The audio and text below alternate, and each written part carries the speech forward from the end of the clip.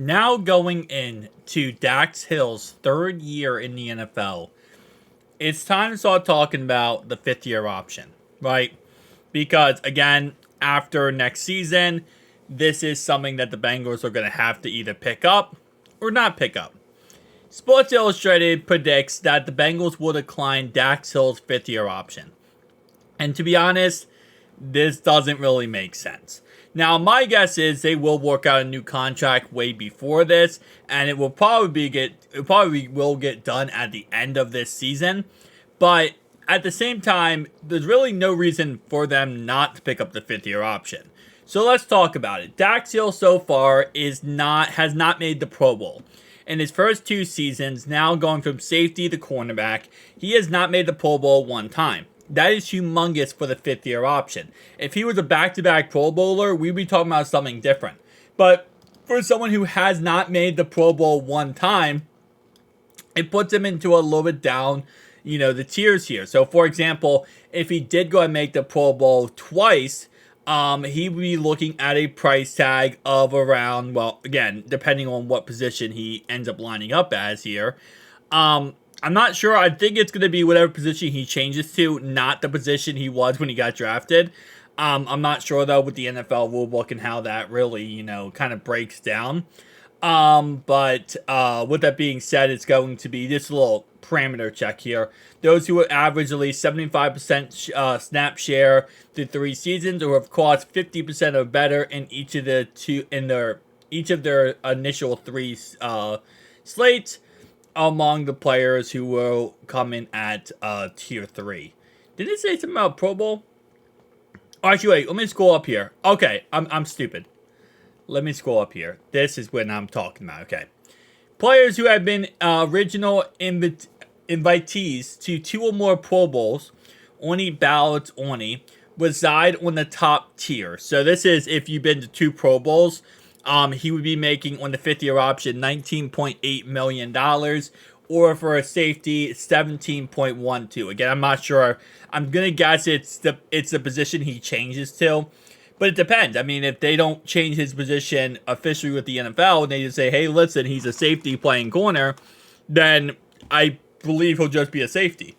So he'll get the safety money, which is actually less than this. But again, so far 0 Pro Bowls in 2 seasons.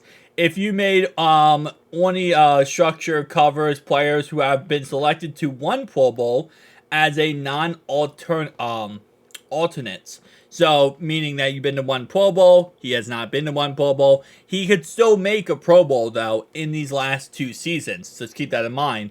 And then he would, in sense, get, this right here. If he does not make a Pro Bowl at all, okay, to reach these, so if he does not make a Pro Bowl at all, but at least he plays 75% in their first 3 seasons, which I believe so far he has hit. Ooh, that first rookie year actually might be a little bit of a shakeup here. Hang on. Football, let's see. I'm not sure if it's going to go back to 2020. Oh, it does. Okay, good. So let's go to Cincinnati Bengals. Where are we? And then I also realize it's 2020. Yeah, it's 2022, right? Yeah. Jesse Bates. Yeah, okay. It's 2022. He got drafted in 2022. Alright, so, am I correct, right? 2022. He got drafted, 2022. Alright, so he did not record. Oh, no, he did. He recorded 151 snaps in 2022. Okay. Which is, that's not a lot.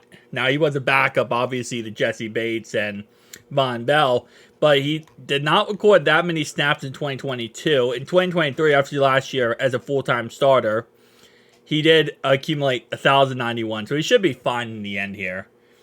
He should easily be able to hit 75% of the snaps. That's not a question.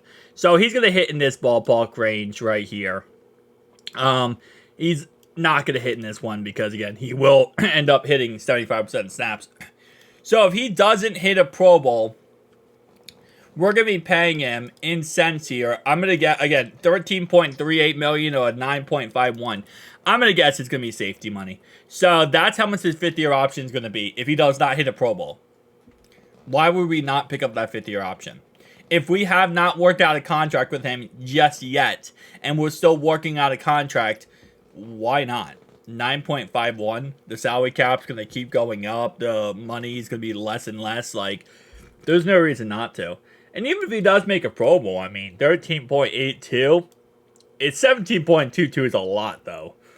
Like, it is a lot. If you make a Pro Bowl, you don't make a Pro Bowl, which, in reality, I always think the Pro Bowl is like a popularity contest, in all honesty. But making the Pro Bowl and not making the Pro Bowl, ooh, that is a lot different. Like, that is a humongous difference here. I mean, that's a extra, what, $4 million on both sides here, which, yeah. Anyway, though, I think we will pick up the fifth-year option. I disagree with Sports Illustrated here. Let's see what they say. Hill was seen to be a versatile chess piece for the Bengals defensive coordinator, Lou Anarumo, when taken out of Michigan. And last year, he played almost every defense snap as safety before moving to corner with Geno Stone and Von Bell being signed in free agency. Hill thrives in his new role. It could entice the Bengals to keep him on a long-term deal. Okay, so they're thinking that we're going to sign to a long-term deal. That's why we're going to decline the fifth-year option. See, I'm confused by this now.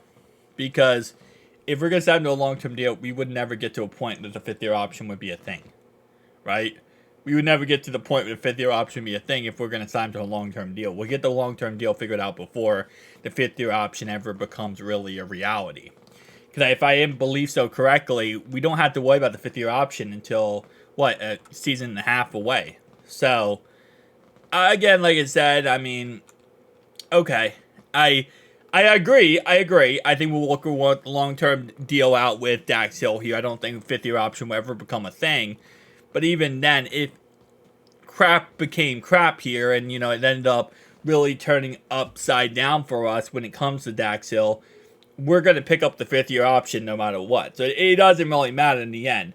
It's either we pick up the, we'll look a long-term deal out with him, or we to pick up the fifth-year option no matter what, because it's not really going to change anything there. So I get it. I agree. I